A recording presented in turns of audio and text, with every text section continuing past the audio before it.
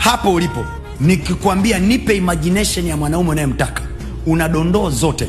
Lakini nikikwambia hivi, nipe maelezo ya 2026 Disemba, utakuwa na amount kiasi gani? You don't even guess. You can't have the guessing.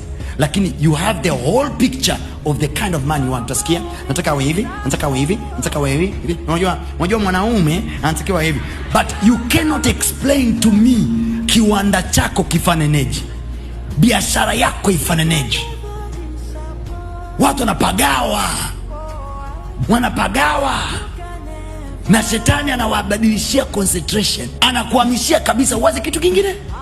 Mtu mmoja alikuwa ananiuliza juzi, hivi kwa nini makanisani especially wadada, kwa nini wanawaza sana ndoa? Yani muujiza wao mkubwa, yani achievement yao kubwa, mmoja wapo ni ndoa. Nikamwambia ni kwa sababu wana hamu ya kufanya zinaa, hamna lolote. Kwa sababu akili yake inawaza hivi, nikiendelea kukaa kanisani kwa staili hii, na huku kanisani mambo ya wokovu tumeambiwa tusizini. Nisikilize niwaambie, na hapo ndipo duniani kwa mataifa wanavyopiga gepo. Unajua kwa nini? Kwa sababu yeye anajua nikitaka kuzini sawa tunazini. Kwa let me shift my thoughts, niweke kwenye biashara. Wewe unawaza hivi, ni lini nitatimiza azma yangu ya kuzianja siku ya honeymoon?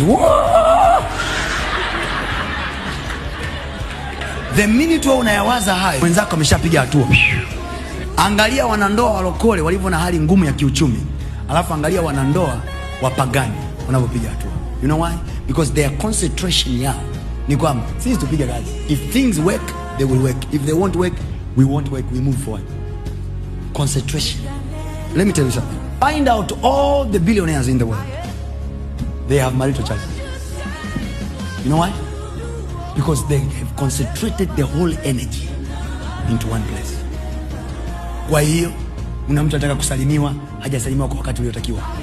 Kuna mtu anatakiwa kupewa taarifa fulani, hajapewa kwa wakati uliotakiwa. Mimi siwezi. Sawa. People have concentrated. Now you don't see them lack anything. Yani to them it's just like it was an addition. Waka concentrate wakamaliza. How?